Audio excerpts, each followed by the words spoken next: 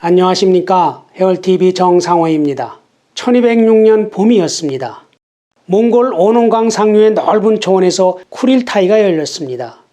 몽골 초원 역사상 가장 크고 가장 중요한 쿠릴타이였죠. 징기스칸이 오르도로부터 사방 몇 킬로미터씩 수많은 갤들이 들어차고 수십만의 사람들과 가축이 모여들었습니다. 그 한가운데에는 9개의 흰색 술대가 서 있었습니다. 술대는 몽골의 혼을 상징하는 연기라고도 부르죠. 말꼬리 털로 만드는데요. 평화시에는 흰색이고 전시에는 검정색을 씁니다. 쿠릴타이는 하루 이틀에 끝나는 게 아니고 약 3달간 계속되었습니다. 낮이면 샤먼들이 북을 치며 노래하고 해가 지면 악사들이 연주를 하죠. 밤에는 몽골의 전통 창법인 흐미 노래가 허공에 울려 퍼집니다. 흐미는 노래를 목구멍으로 부르는데요. 한번 들어보시죠.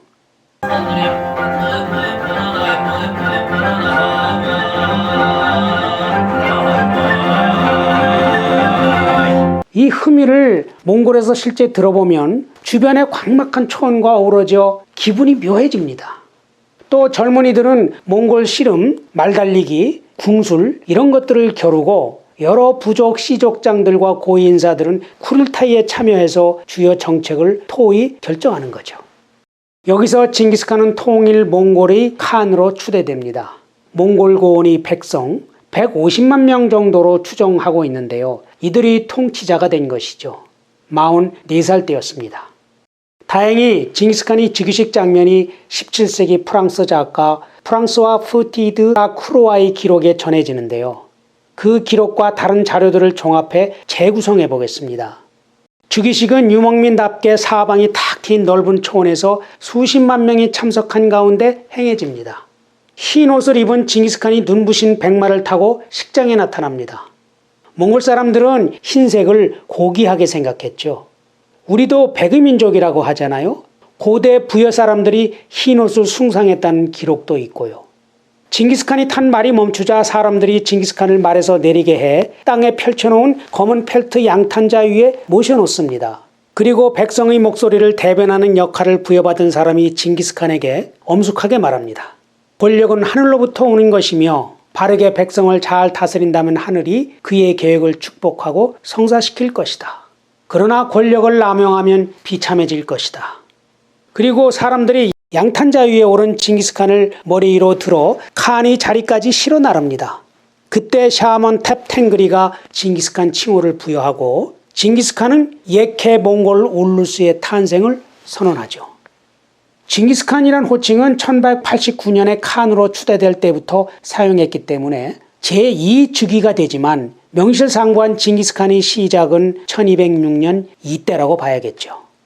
칭기스라는 말은 위대하다는 뜻인데 그 어원은 여러 설이 있습니다. 그러나 대체로 8편에서 말씀드린 대로 넓은 호수나 바다로 보는 견해가 많습니다. 칸은 영어 표현이고 몽골 사람들은 한으로 발음하죠. 크다라는 뜻인데요. 우리 한강도 큰 물줄기를 뜻하는 한가람에서 비롯되었다고 하잖아요. 또 국호 예케 몽골 울루스는 위대한 몽골의 나라 이런 뜻입니다. 징기스칸이 예케 몽골 울루스의 건국을 선언하자 장수들과 중신들이 허리벨트를 풀어 목에 감고 무릎을 꿇으며 충성을 맹세합니다.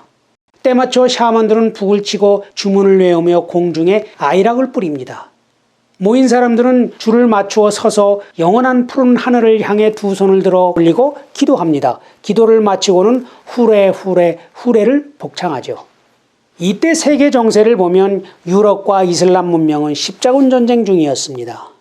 인디아는 첫 이슬람 정권인 델리 술탄 왕조가 북부에 들어서고 있었고 중국은 여진족의 금과 한족의 송이 남북 대립하고 있었죠.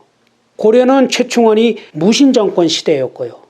몽골 고원은 지리적으로 보면 동쪽의 대싱알링 산맥, 서쪽의 알타이 산맥, 남쪽의 만리장성에서 북쪽의 바이카로 이 사이인데요. 몽골과 중국 내몽골 지역을 합한 지역이죠. 이 지역은 강수량이 적고 겨울에는 영하 40도까지 기온이 내려갑니다. 추워서 농업이 어렵고 목축으로 살아갈 수밖에 없죠. 역사 이래 흉노, 선비, 투르크 등 여러 유목민들이 차례로 주인 노릇을 했었습니다. 그러다가 900년대부터 뚜렷한 주인이 없는 땅이 되어 300여 년 동안 피비린내 나는 분열과 혼란이 계속된 거죠. 몽골도 그중 하나였던 거죠. 이때 상황을 몽골 비사는 이렇게 전하고 있습니다. 수많은 별을 가진 하늘도 돌고 있었다. 모든 나라가 우리를 배반했다. 침대 위로 들어가 자지도 못하고 서로 노략질했다. 푸른 물로 덮인 대지도 구르고 있었다. 온 나라가 서로 다투고 있었다. 이불 속에 들어가 눕지 못하고 서로 공격했다. 징기스칸이 몽골 고원을 하나로 통합해 이런 오랜 혼란 시대를 끝낸 거죠. 그리고 오늘날 몽골 민족을 탄생시킨 것이죠. 그런데 여기서 드릴 말씀이 하나 있는데 꽤 많은 분들이 무심코 몽골을 몽고라고 부르시더라고요. 몽고는 일본을 왜라고 부르는 것처럼 중국 한족의 몽골을 비하하는 한자 이름입니다. 무지몽매한 원시인 이런 뜻이죠. 우리가 그들을 낮춰버릴 이유가 없잖아요. 지금 몽골의 국명도 몽골 공화국이거든요.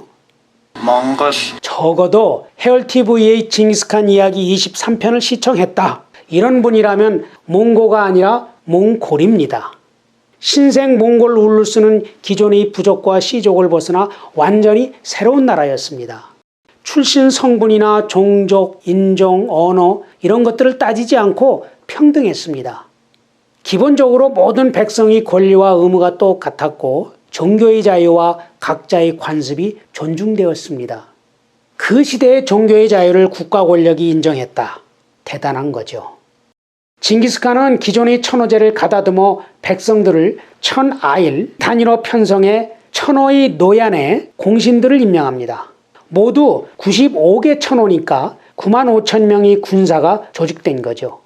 몽골 비사에는 징기스칸이 공신들이 공을 일일이 나열하며 포상하는 장면이 20절에 걸쳐서 길게 나오는데요.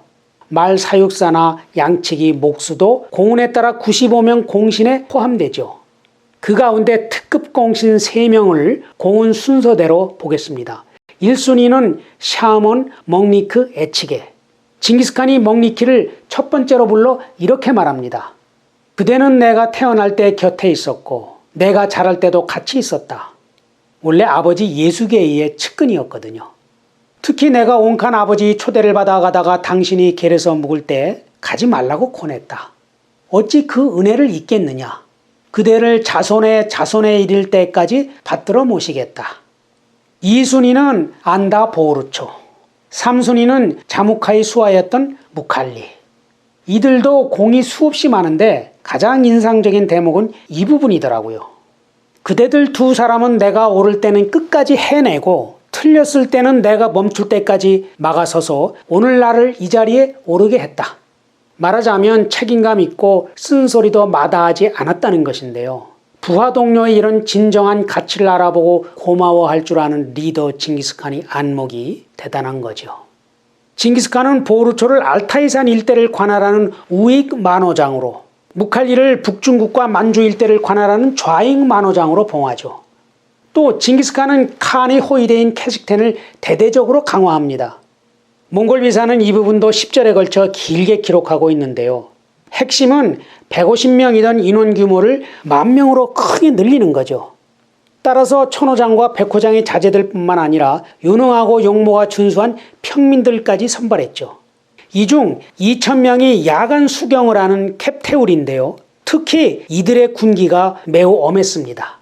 캡테울의 허락이 없으면 아무도 들어가지 못하고 캡테울보다 높은 자리에 앉아서도 안 되고 캡테울이 지금 몇 명이냐고 물어볼 수도 없었습니다. 또 오르도의 가축과 음식물을 캡테울이 관리하고 칭기스칸이 친히 출정할 때만 출전하도록 했죠. 극강의 전투력을 갖고 있던 이들 캡테울이 사기를 고려한 것이었죠.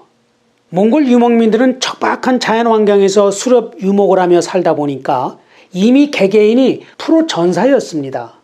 이들을 징기스칸이 일사불란한 군사 편제와 엄정한 군기로 정형화시키니까 무적의 강군이 될 수밖에 없는 거죠. 그러나 징기스칸의 관심은 무력에만 그치지 않았습니다. 마침 나이만 조정의 위구르에서 초빙된 재상 타타 통화가 있었는데요. 그에게 위그르 문자를 몽골의 공식 문자로 채택하는 작업을 맡깁니다. 위그르 문자는 소리 글자거든요. 어순도 서로 비슷하니까 조금만 개량하면 되었던 거죠. 위그르는 투르크계로 몽골과 같은 유목민이었습니다. 그러나 800년대 전후 약 100년 동안 초원제국을 경영하면서 일찍이 정주 문명과 교류해 세련된 문화를 갖고 있었죠. 징기스칸이 보기에 그런 위그르야말로 몽골이 세련된 문화를 접하는 창구로 적합했던 거죠. 실제로 징기스칸은 위그르 집권자를 자신이 사위로 삼고 위그르인들은 훗날 몽골 제국에서 몽골인 다음의 지위를 누립니다. 준비된 영상은 여기까지입니다. 고맙습니다.